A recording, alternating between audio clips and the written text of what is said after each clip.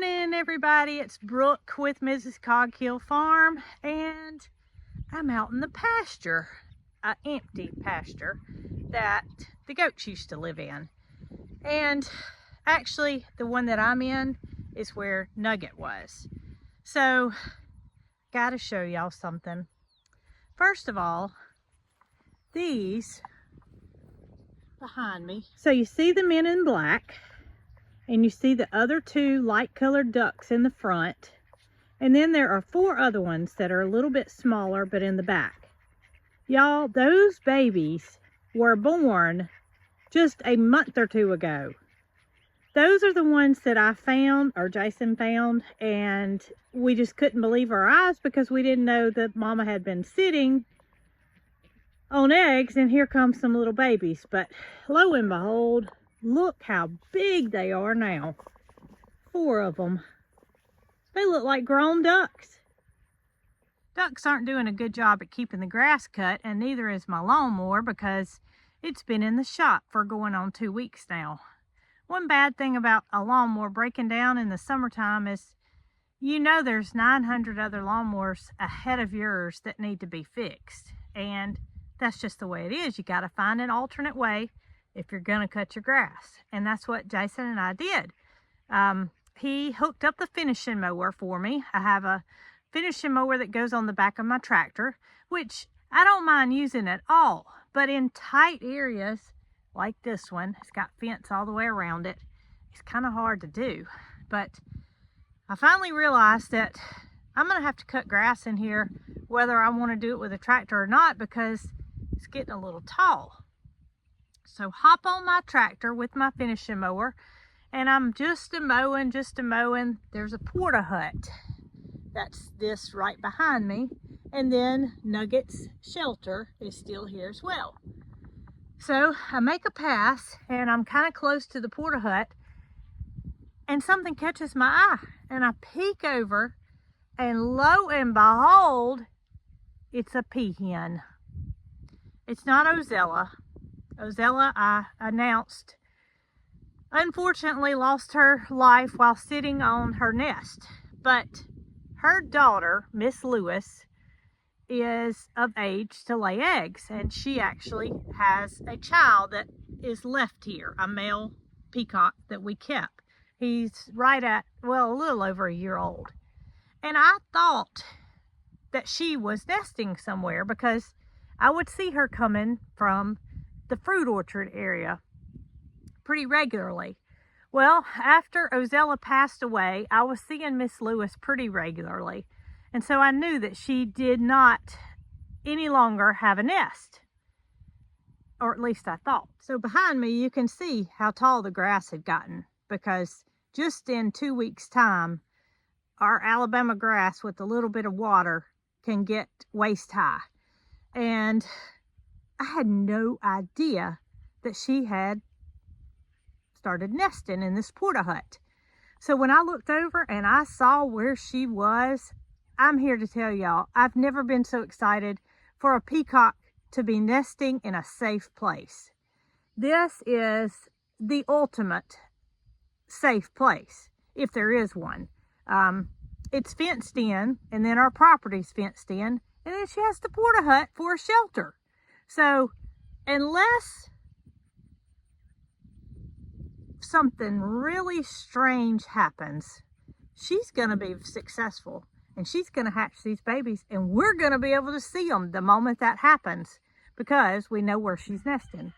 In years past, they have always nested in the woods. They've always nested somewhere that's very vulnerable for them, for their babies.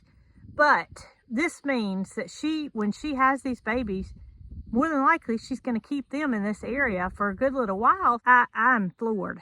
I cannot believe she chose a safe place. I want to give her a high five, but I don't think she's up for that. And I also want to know how many eggs she's sitting on, and I want to know how long she's been sitting, but that's not going to happen either. So I'm going to keep a watch on her, and I'm going to take her some water because I know where she's nesting. And I'm just thankful. I'm so thankful. Had I not been so close to the porta hut when I was cutting grass, I still wouldn't have seen her, because look how camouflaged she is. She's laying almost completely flat.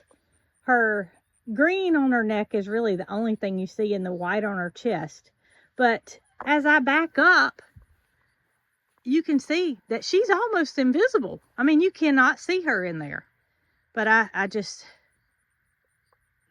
so glad they finally, or she finally realized that this would be a safe place to nest. Well, you know, a peacock sitting on a clutch of eggs is something that happens, well, just about yearly here. Not to say it's not a big deal, because it is. Anytime something has a nest and intends to have a new life, it's a big deal.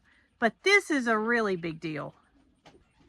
Do y'all realize that next week, I marked it as June the 20th, will be 30 days that somebody, something, a male or a female, has been sitting on a Victorian crown pigeon nest. Now, I haven't confirmed that there's an egg, but I also know that there's no way in the world they would be sitting for 20 some odd days, taking turns, without there being an egg. So I had to take a peek to see who is actually on the nest, and this is her that's walking on the ground over here. See the pink band? So that means the daddy is sitting on the nest. And this has been the case. Rain, shine, I'm not gonna say sleet because it's Alabama and it's summertime, so luckily hasn't had to deal with that. But no matter what the weather, no matter how hot, he or she has been on this nest. And I can't tell y'all how excited I am to know how close we are to this egg hatching for the second time this year. When the egg disappeared the first time, I really didn't have a good feeling about another egg being laid so soon. I thought they would probably wait till next year, although my hopes told me I hope it's this year. And lo and behold, they want a baby real bad. So I still got the Ratinator trap set with a fresh can of cat food every few days. And I have caught a couple. I've caught a couple of mice or rats, whatever you want to call them. But I still have my doubts as to that being what got the egg. The egg's a little bit bigger than a chicken egg, if I understand correctly. And the rats or mice that I'm catching, in my opinion, are not big enough to, well, for one, to take the egg away. And for two, if it consumed the egg right there, to not leave a shell or any kind of evidence. There was nothing left. And that led me to believe that there had to have been a snake in here. But if a snake had eaten that egg, it would have been inside of its body and it couldn't have escaped any of the 1/4-inch hardware cloth, or I mean, it goes down under the ground. We've got it very secure. Of course, there are some little tiny cracks where the door closes on the frame itself, but I think a snake could get in, but it couldn't get out. Not if it had an egg. And I'm still using the minnow trap with the egg. Have not caught a snake. I just don't know. I don't know. I mean, here we are this close again to a baby hatching, and I mean, we got a camera. We can watch what's going on. I feel better. I feel better about the situation this time. You know, birds may not think exactly like humans, but my thoughts would be if something traumatic had happened on that nest, that they would not have chose that spot again. That's the same spot the egg was laid last time that disappeared. So, you know, I just think they would have enough sense to relocate. I've got it zoomed in and I'm not going to get too close to him. But some of you guys said, well, why don't you fly your drone over the nest to see if there's an egg? Well, a drone over the top of the nest is not going to do anything but show the same view that I have right here, which is you can't see in under him. While I marked my calendar, June the 20th, it could be earlier than that because that's the date that I know they started sitting for sure. Could have been a couple of days before that, and I just didn't realize that they were actually sitting on the nest. Exciting days ahead. I've been trying to examine both him and her to see if I can tell that their crop is enlarged, because they do feed the babies a crop milk, which is created in their crawl. And from what I've read, a few days before the baby is actually born, you will start to see a bulge in that area, indicating the milk is being formed. Some of you guys had questions about the little dove that had chose a nesting spot right beside the Victorian crown pigeon's nest. I don't know what happened. I don't know if they decided that wasn't a good spot, meaning the doves, or if the Victorian crown pigeon said, hey buddy, there's not room but for one pair of us over here, and you're gonna have to find a new nesting spot, because that didn't seem to last very long. It's like the nest was potentially here one day, and then the next thing you know, it's all gone. So somebody decided it was not for the best that the nest be built underneath the Victorian crown pigeon nest. I've told you before that the Victorian crown pigeons eat fruit, and we've had a hard time finding anything that they really like. But one thing we haven't tried is blackberries, and I'm gonna tell y'all, I got quite the excess of blackberries right now, so I think I'm gonna pick a few off and take them into the aviary and put them in their bowl and see if this doesn't interest them. They will eat blueberries, although it's not their favorite thing. I've told y'all figs are their favorite thing, but we don't have figs available right now. They don't particularly care for strawberries, and we've tried mango and different things that we've bought from the store, but really nothing entices them.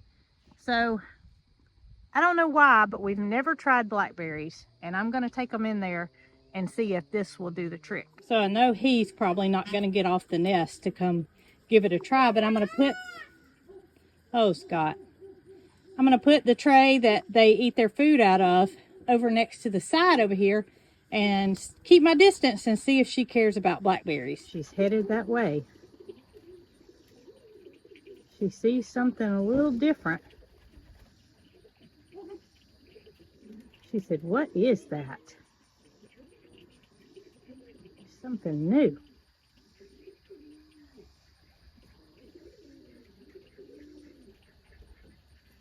Gotta check it out from all angles, make sure nothing's gonna hurt us. Look at her legs. I don't know if it shows up on camera, but it almost looks like snake skin. They have a pattern. It's very unique. She said, you put this bowl right where I walk back and forth.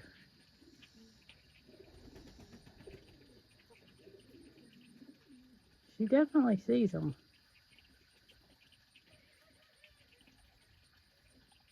If she likes these, we're in business.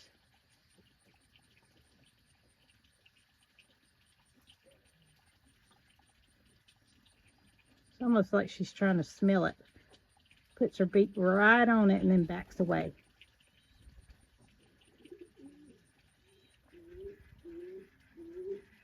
Uh-oh, she picked at it.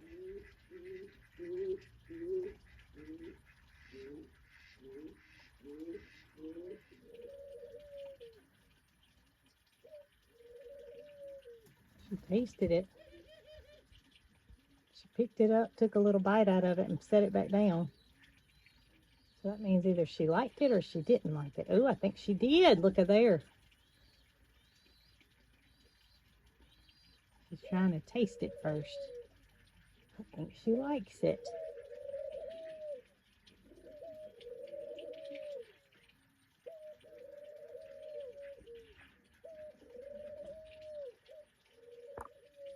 Oh, look, she's really checking it out now.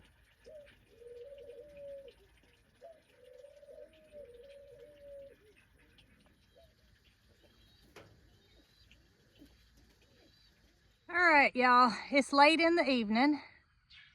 It's actually 6:30.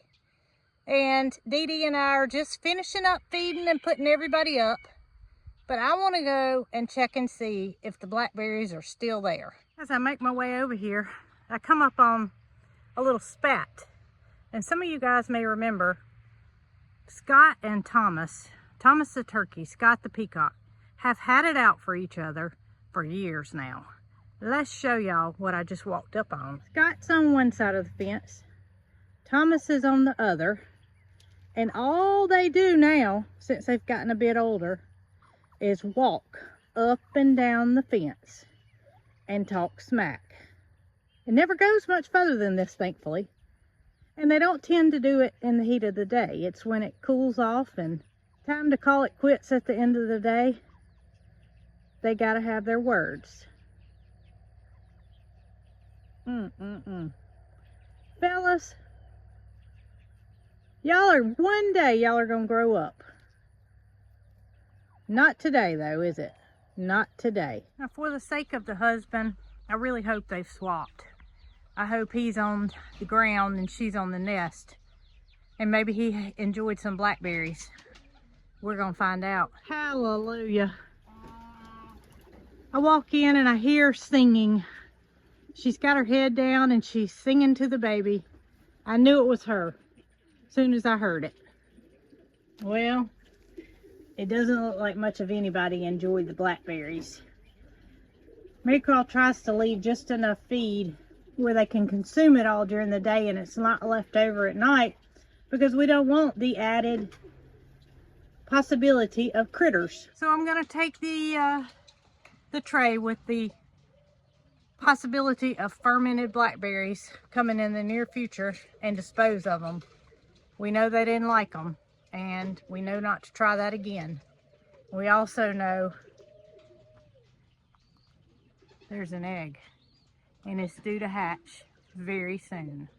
I wanted to show y'all him on the ground.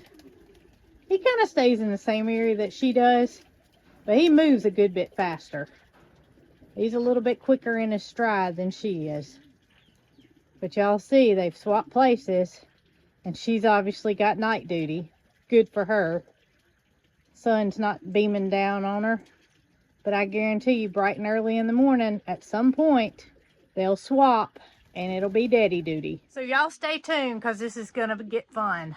It's gonna be so much fun to watch this baby hatch, grow, and be fed by both parents here at Cog Hill Farm.